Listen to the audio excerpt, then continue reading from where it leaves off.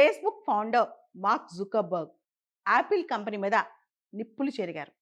రీసెంట్‌గా జో రోగన్ పాడ్‌కాస్ట్‌కి ఇచ్చిన ఒక ఇంపార్టెంట్ ఇంటర్వ్యూలో ఆయన మాట్లాడుతూ యాపిల్ కంపెనీ చాలా తప్పు చేస్తుందని చెప్పి యాపిల్ పైన చాలా ఎలిగేషన్స్ చేశారు. స్టీవ్ జాబ్స్ 20 సంవత్సరాల క్రితం ఏదైతే ఇన్వెంట్ చేశాడో, ఇంకా యాపిల్ దానిపైనే బ్యాంక్ చేస్తుందని, దాని మీద డిపెండ్ అయిందని, పెద్దగా ఏమి ఇన్వెన్షన్స్ చేయలేదని చెప్పి, మార్పులు పెద్దగా తేలేదు. కానీ లాభాలు తెచ్చుకోవడానికి ట్రై చేస్తుందని మాత్రం మార్క్ జుకర్బర్గ్ యాపిల్ కంపెనీని దుయ్యబట్టారు.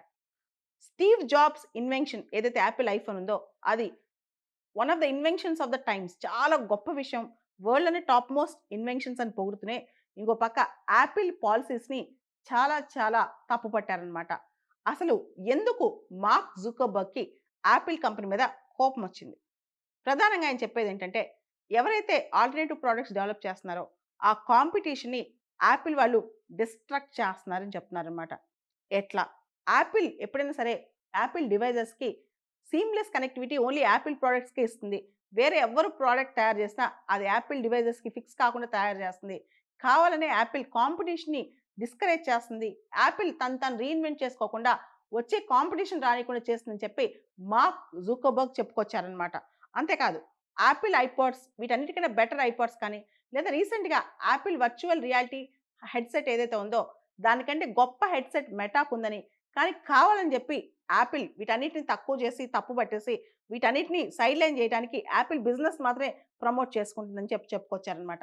అంతేకాదు యాపిల్ ప్రొడక్ట్స్ ఎవరైనా డెవలప్ చేయాలనుకుంటే, ఆ డెవలపర్స్ మీద 30%, 40% టాక్స్ కానీ, వాళ్ళకి సంబంధించిన ఈ లాయల్టీస్ కానీ కట్టమని అడుగుతుందని, దానివల్ల ఎవరు కూడా యాపిల్ ప్రొడక్ట్స్‌ని టచ్ చేయట్లేదని కూడా చెప్పుకొచ్చారు. ఇంతకు ముందులాగా యాపిల్ సేల్స్ లేవని, ముఖ్యంగా యాపిల్ ఐఫోన్‌లు ఏదైతే పాత ఐఫోన్‌లు ఉన్నాయో, కొత్తవి అప్డేట్ చేసుకోవడానికి, అంటే కొత్తగా వీళ్ళు న్యూ వెర్షన్ వచ్చినప్పుడు పెద్ద మార్పులు తేవట్లేదు యాపిల్ వాళ్ళు. వాళ్ళు అసలు యాపిల్ మీద పనే సరిగ్గా చేయట్లేదు. ఎప్పుడో స్టీవ్ జాబ్స్ పని చేశాడు. 20 సంవత్సరాల నుంచి ఆ పని మీదే వీళ్ళందరూ అనుభవిస్తున్నారని చెప్పి కూడా ఆయన చెప్పుకొచ్చారనమాట. కాంపిటీషన్ డిస్కరేజ్ చేస్తూ వీళ్ళు కావాలని చెప్పి మా ప్రొడక్టే బెస్ట్ అనుకుంటున్నారు. యాపిల్ సేల్స్ బాగా పడిపోతున్నాయని కూడా మార్క్ జుకర్బర్గ్ చెప్పుకొచ్చారనమాట. రీసెంట్‌గా మెటా ఒకటి అనుకుందంట. రేబాన్ అడ్వాన్స్డ్ స్మార్ట్ గ్లాసెస్ వీటన్నిటిని యాపిల్‌కి కనెక్ట్ చేసే విధంగా చేయాలని చెప్పి. కానీ యాపిల్ అలాంటివి సరిగ్గా అలౌ చేయట్లేదు. అసలు యాపిల్ ప్రొడక్ట్స్‌కి అవి ఫిక్స్ అయ్యే విధంగా, సీమ్‌లెస్‌గా కనెక్ట్ అయ్యే విధంగా యాపిల్ ఎంకరేజ్ చేయట్లేదని కూడా ఆయన చెప్పుకొచ్చారనమాట. యాపిల్ కేవలం తన ప్రొడక్ట్సే, యాపిల్ డివైజెస్ ఏదైతే ఉన్నాయో వాటిని మాత్రమే యాపిల్ ఫోన్స్ కానీ, యాపిల్ ప్రొడక్ట్స్ కానీ కనెక్ట్ అయ్యే విధంగా చేస్తుంది. ఈ కనెక్షన్ ప్రోటోకాల్స్ అన్ని యాపిల్ కావాలని అలా తయారు చేస్తుంది. యాపిల్ సేఫ్టీ, సెక్యూరిటీ అని పేరు చెప్పి యాపిల్ కాంపిటీషన్ రానీయకుండా చేస్తుందని చెప్పి కూడా ఆయన చెప్పారనమాట. ముఖ్యంగా యాపిల్ అనేది స్టాగ్నెంట్ అయిపోయింది. యాపిల్‌లో ఇంకా కొత్త ఇన్వెన్షన్స్ రావట్లేదు.